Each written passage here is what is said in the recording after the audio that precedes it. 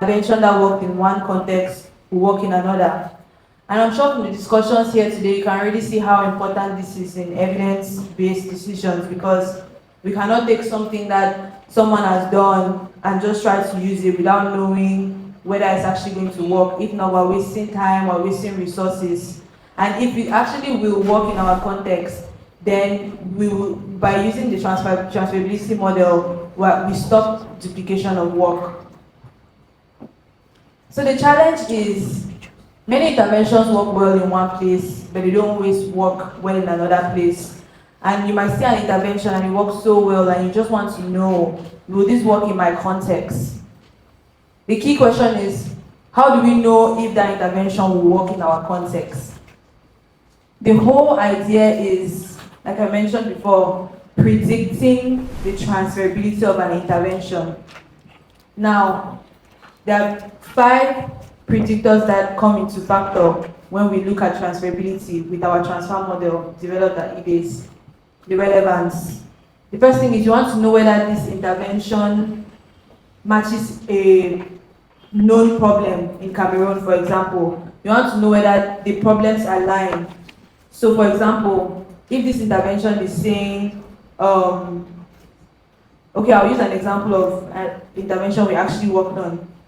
So when the transferability model was piloted, we used it on something called the Education Endowment Fund Toolkit, which is a toolkit that has 35 strands. And across those 35 strands, we have 222 interventions. Now, they are education interventions, so there are basically recommendations on how children can study better. So it's things like distance learning, learning with technology, arts participation, and so on. So back to relevance. You would notice that something like distance learning will not be as relevant in our context as it will be relevant in the UK. Why? Distance learning involves having laptops, stable connection, which is something that not everybody has. So that's where relevance comes in. We ask ourselves, is this intervention relevant in our context? The next one is complexity. How complex is it to adapt this intervention? What do you need? What are the logistics that go into doing distance learning, for example? Next one is cost. Is it a highly costly intervention to implement? Is it low? Is it medium? We have importance. How critical is the intervention to decision makers? Now with this predictor, we actually talk to stakeholders because we cannot know whether an intervention is important without talking to the people that are going to use it. And finally, we have the impact. How effective is the intervention based on evidence? Now, based on evidence, this is because most papers usually have an effect size, so that's how we get the impact from. We get it from the effect size. So if it's, the effect size is below 0.4, it's not very impactful. 0.4 to 0.7 medium, and above that is very impactful. So this is basically what the transferability model does. And now I'll bring you to the tech side of it. LLMs, large language models. Large language models are very good at context. Large language models are very good at reading text, understanding, and giving you information. An example of a large language model is actually ChatGPT. So ChatGPT is trained on all the data in our world, and it uses examples and context based on real-world data. That's why you can give it a text and it can summarize something for you. So large language models are also very good at getting those predictors I mentioned. So basically, we build the code, we build prompts for the large language models, and we extract the relevance, the cost, all those predictors. But obviously to do that, we need to define what relevance is, what context, what cost is, what complexity is, and so on and so forth. So that's how we do it. We extract the predictors, and then we use a machine learning algorithm called the CART algorithm, specifically a classification tree, which helps in making decisions. So now, after we've extracted those predictors, the outputs are categorical. So for relevance, it's either we get an answer from the LLM, yes or no. For predictors such as complexity, cost, and importance, and impact, we get them on the categorical scale. So it's either low impact or high impact or medium impact. Now that's the kind of data we want to receive when we're building a classification tree. And finally, we build a classification tree and we get the prediction on whether something is transferable or not. So now, the Destiny robots, the transferability robot specifically, what it does at this stage is extracting those predictors and telling you, okay, this is complex or high complex or low complex or medium complex. So I'm going to show you the very first version of our transfer model. And it might look a little bit technical, but I've added a justification so that you in the audience can understand what I'm doing. So I wanted to add something. If you go to these documents that you have and you open to the last page, you see the Destiny pipeline, and this will help you understand how the Destiny repository works.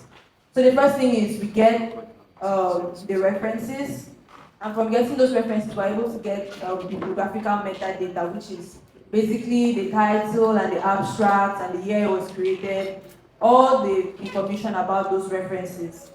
Then from there, the fun part is the enhancement of those abstracts, which is what the transferability model robot is doing. It's enhancing those abstracts by providing the transferability for those abstracts. So what I'm going to show you is the enhancement process, which is basically what the robots do in the Destiny repository.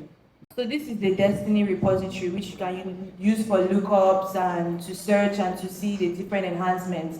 But this is not available to the public. It is we at Destiny that use it to actually do the human in the loop and to make sure that what we're enhancing is correct. So I have a reference number here. Each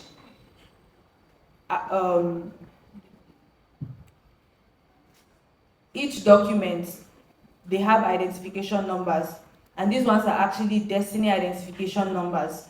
So I'm going to pick the Destiny ID and we can look up this reference. So from these references, you can actually open the actual paper and we'll look at it before we actually run the transferability enhancement on it, and we will decide for ourselves if we think this is something that could be transferable or not in our context.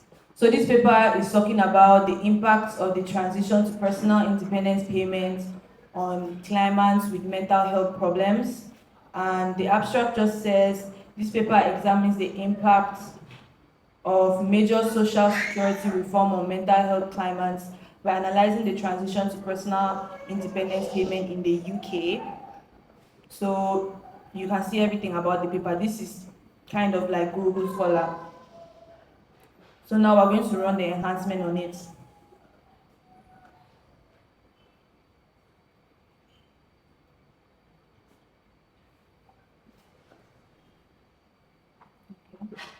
Don't mind what I'm doing. You will see the enhancements.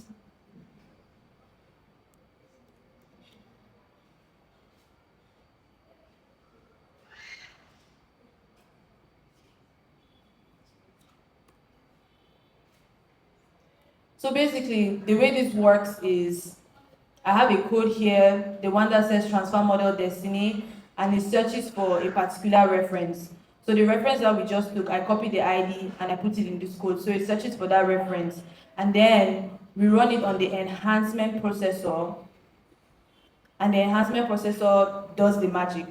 And it provides those references for us. So now we're going to go back and see the enhanced process.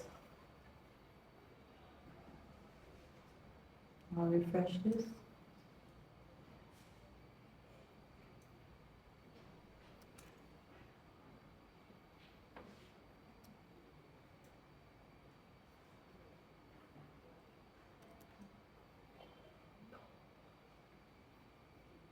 So at the very bottom here, are the results we're looking for.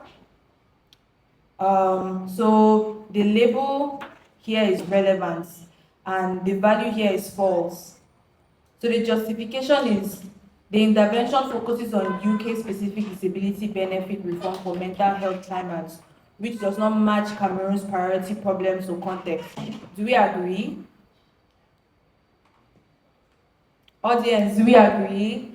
Yeah. Now the cost. The cost here, the label is high, and the justification is implementing a major social security reform with structured disability benefits would require substantial administrative and financial resources not described as available in Cameroon. Do we agree? Yes, we agree. The complexity as well is said to be high, and the justification is the intervention involves complex policy change, administrative processes, and specialist assessments, indicating high implementation complexity. What do we think? Okay. I'm not here. We agree. The impact as well is said to be low because the abstract provides only qualitative findings about process difficulties and does not demonstrate clear positive outcomes or effects. The importance too is said to be low because disability benefit reform for mental health is not identified as a priority problem or strategic focus for Cameroon. So this is what I do when I do enhancements, but I will tell you that what this robot was doing last week is not the same thing it's doing this week. It's not the same thing it's doing this week because last week the priority problems were not explicitly defined, and it might have classified something like this as a high priority problem for Cameroon, which it is, but the thing is we're looking at priority problems in Cameroon. It's things like girls' education, it's things like pregnant, SGBV, you know this a lot, but mental health is not a priority problem. So the thing about the human in the loop is I've redefined my prompts, I've stress tested, and honestly, I still need to do a bit more to make it even more and to make it see the picture of Cameroon even better. And we're going to do this not just for Cameroon, we're going to do this for all the other countries, every country in the world. We're going to generate priority problems for each country so that if you are in India and you want to know if this is relevant for you or if this is cost efficient or if this is transferable, you'll be able to know. So that you don't have to do so much work. AI is here to make your life easier. So that's what we're doing. Thank you.